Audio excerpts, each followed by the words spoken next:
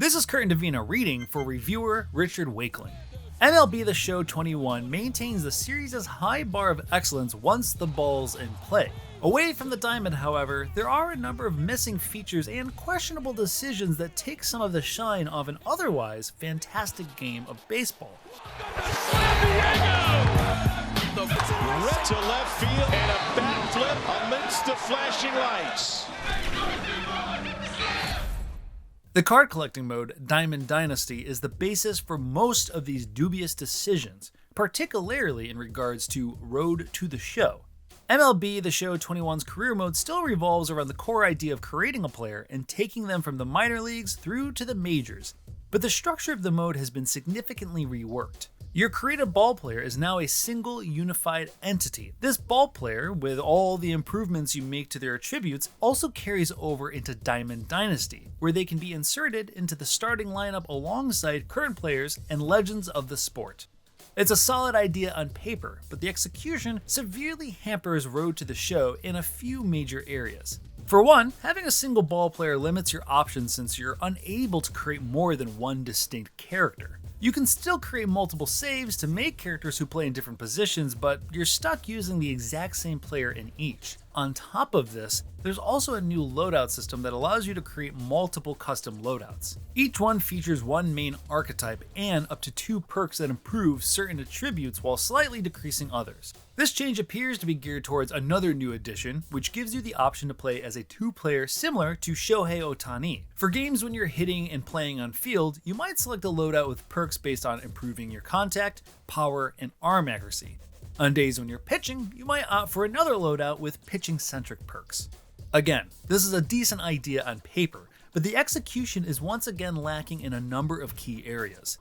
Attributes still improve during the process of playing games and completing training drills during your off days, but natural progression like this is exceedingly slow to the point where it feels like it barely has an impact. Loadouts and equipment offset this meager progression by pumping up the numbers, but it's difficult to feel any attachment to your created player when you have next to no palpable input on how they improve. Of course, you can purchase perks and equipment from the in-game marketplace, either by using stubs earned by playing, or by using real money to bypass this entirely. The series has always been relatively generous when it comes to handing out rewards, and MLB The Show 21 is no different, but introducing microtransactions into a single-player mode is still a cynical maneuver that might also explain part of the reason why year-to-year saves are absent.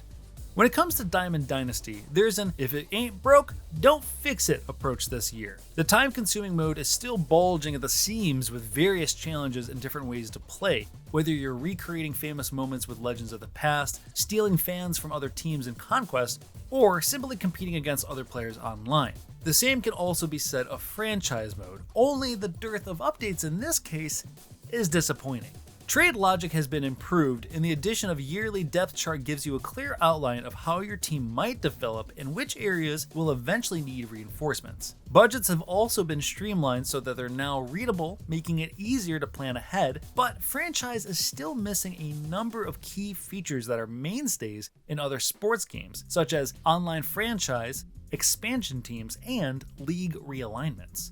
Like Road to the Show, year-to-year saves are also absent in franchise as well, so you won't be able to carry over 10-year Orioles rebuild from the previous games. Sounds of the Show is another feature that was lost in the move to newer consoles, meaning there's no way to import custom music or batter walk-ups and so on. Commentary is also behind the times. There are a couple of new commentary lines in Road to the Show relating to two-way players, but otherwise the 3-man booth is overly familiar at this point. It's the first one of the day. If he's going to He jumps on this one. It's high and deep to center. A leap at the wall, but forget it. It's gone. A home run. MLB The Show has always been one of the better looking sports games, so the increase in graphic fidelity on PlayStation 5 isn't a significant leap. Lighting has been improved, and managers in particular look more lifelike than before. The addition of hundreds of new animations has a much more discernible impact on the visuals, though adding to the game's fluidity and sense of realism. The PS5 controller's haptic feedback is also utilized in good effect, sending vibrations through your hands that mimic the ball careening off the end of the bat or nestling in a fielder's glove. The oft-requested stadium creator also finally makes its series debut, letting you build ghastly monstrosities from the ground up, recreate famous ballparks, or add your own personal touch to a selection of pre-built stadiums. The only negative right now is you can't play night games in created stadiums, but this is expected to be introduced in a later patch. Pinpoint pitching is the headline new feature once you step out into the diamond. As the name implies, this is a new pitching interface with an emphasis on precision. Obviously, how precise you are depends on your ability to successfully execute on this new mechanic, and it's the most challenging pitching interface in the game. Once you've picked the pitch type and its placement, you need to use the right analog stick to accurately trace a pattern that's dictated by your pitch selection. Timing is crucial, as you're either rewarded or penalized for being too fast or too slow. There's definitely a steep learning curve to mastering pinpoint pitching, but it's tactile and feels very natural to pull off as though you're mirroring the player's pitching motion. It won't be for everyone, and the series has never forced players into using a particular system, so you can still stick to meter pitching or another interface if need be. It's a solid new addition though, and adds another wrinkle to the show's on-field quality. Fielding has also been improved via more fluid animations and better indicators. Check swings are also entirely based on player skill now, removing the element of randomness that was present before, even if the player discipline attribute had an impact. Whether you hold up on a swing or not is predicated on your ability to quickly cancel out of it. This is bound to be a divisive change considering it results in more strikeouts, but favoring skill over an element of luck is a positive change. Much like its predecessors, MLB The Show 21 is still one of the best sports games available once you step over the foul line. The gameplay has been tightened up, and pinpoint pitching is a potential game changer, and all of these elements go some way to dampening the disappointment of its missing features, stale commentary, and changes, or lack thereof, to Road to the Show and franchise. It's not the strongest debut the series could have had on new hardware, but if you're in the mood for 9 innings of America's favorite pastime, MLB The Show is still the undisputed king. There's a swing and a missile sent out to center field.